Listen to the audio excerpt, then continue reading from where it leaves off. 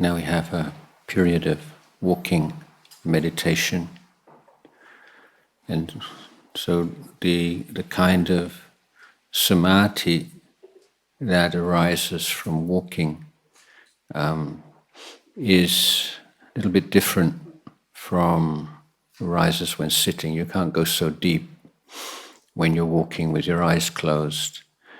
That's why many monks who have walking paths by their kutis will also have a place to sit. So if they're walking up and down and they feel the mind becoming very peaceful, then maybe they just sit down for a while, or maybe stand and meditate. So you can meditate in any posture, including lying down posture. Maybe I'll talk about that later.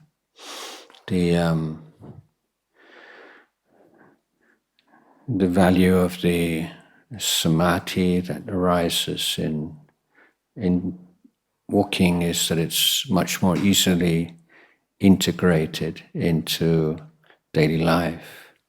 Because we even if we're working in an office or studying in a building all day, we still have to walk from where we live to at least to a car, and from the car back to we live, or to a bus stop and back, climb up stairs, climb down stairs.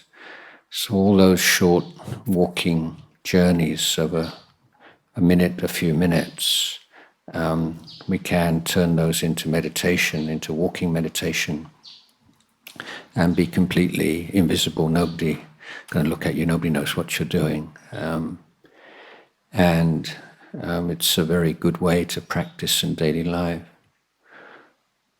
Usually walking, we make a path in a cool place under the trees, and anything from 20 to 30 paces long.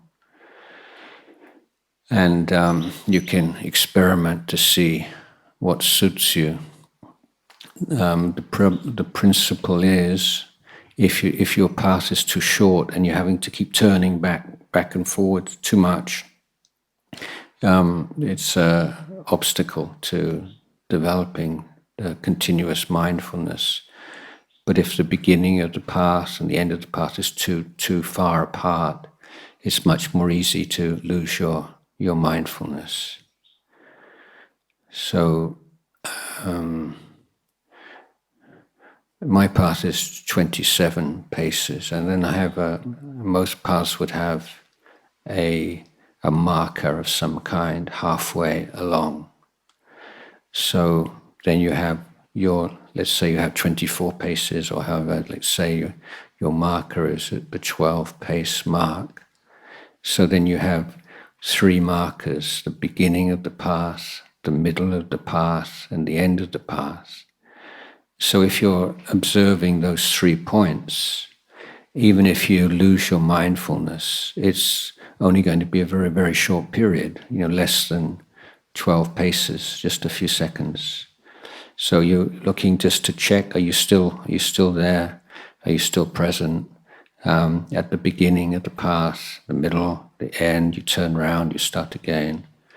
And having those constant points of observation just to make sure you're not getting caught into a long train of thought.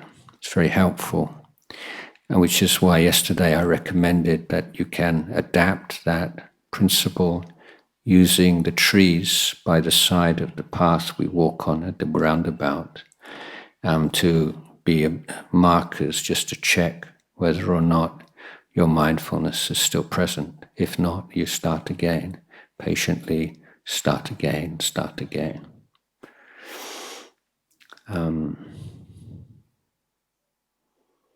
Yeah, okay, that's enough. Let's go down and do some walking.